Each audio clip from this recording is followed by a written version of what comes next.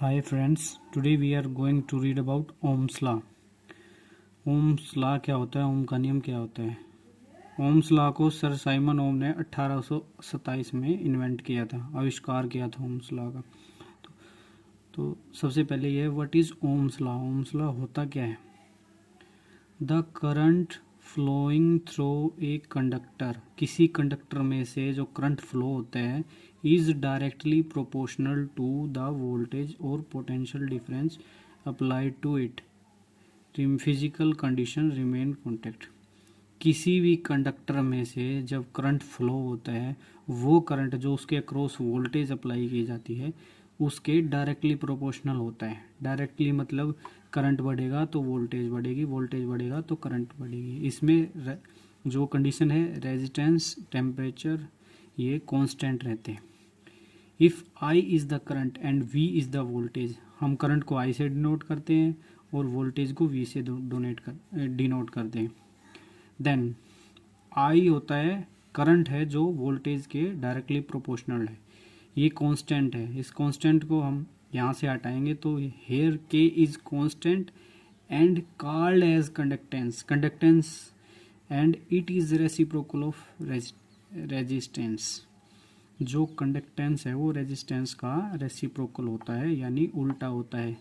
Conductance किसी भी conductor की वो प्रॉपर्टी होती है जो करंट को उसमें से फ्लो करवाती है, और resistance which oppose the flow of current, जो करंट फ्लो होता है उसको ओपोज करती है, यानी उसके अगेंस्ट खड़ी रहती है।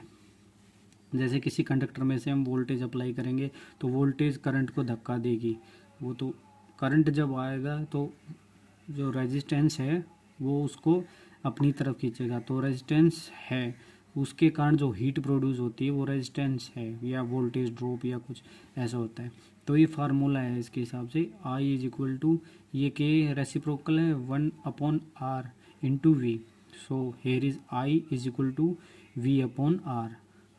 Then V is equal to, अब ये I और R यहाँ से यहाँ चले जाएंगे, V is equal to IR। ये तीन फार्मूले बनते हैं इससे।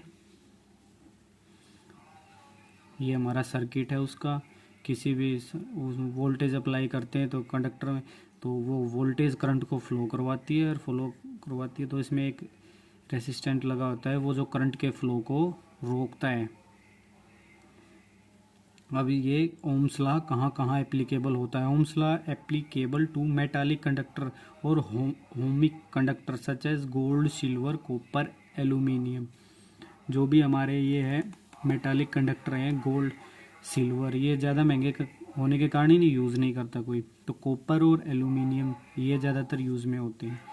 और जो लिक्विड, गैस और सेमीकंडक्टर हैं उनमें ओम्स लॉ एप्लीकेबल नहीं होता है। अब देखिए इसकी इक्वेशन, हम इसके इक्वेशन के बारे में बताते हैं। ये देखो, जैसे जैसे यहाँ ये वोल्टेज, ये करंट है और ये वोल्टेज और करंट के बीच में हमने जो ग्राफ बनाया है, एक बार करंट पर जैसे जैसे हम करंट बढ़ाते हैं, जैसे जैसे वोल्टेज एक बढ़ाया तो यहाँ 10 आ गया, 2 बढ़ाया यहाँ 20। तो जैसे जैसे हम करंट बढ़ाते हैं वैसे वैसे वोल्टेज बढ़ती रहती है। तो ये सिंपल एक हम एग्जाम्पल के तौर पर समझें। ये देखो हमने एक सर्किट बनाया है, यह हमने वोल्टेज अप्लाई की है, वोल्टेज के यहाँ 2 एम्पियर करंट है, और नहीं इस सर्किट में हमें वोल्टेज निकालनी है, कितनी ही वोल्टेज फ्लो हो रही है। इसमें कोई भी 2 इकाइयाँ दी गई है, हमें करंट या रेजिस्टेंस दिया गया है तो हम ये निकाल सकते हैं। जैसे V is equal to IR, हमें वोल्टेज निकालनी है तो हमारे पास करंट कितना है 2 एम्पियर और रेजिस्टेंस कितना है 13 एम्पियर, 2 इंटू 13 26 वोल्ट, ये वो हमारी वोल्टेज आई। अब वोल्टेज आ गई। अब जैसे दूसरे प्रकार हमें वोल्टेज दे रखी है, रेजिस्टेंस निकालना है तो V is equal to IR, यहाँ से R निकालना है तो V बटे I। So R is V कितनी है 26, और इसके बटे में क्या है 2, यहाँ से 13 ओम।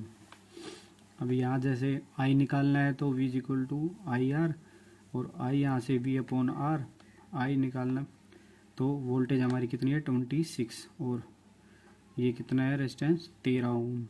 तो I 26/13 यानी 2 एम्पियर। ये हमारा ब्रीफ में ओम्स लॉ था।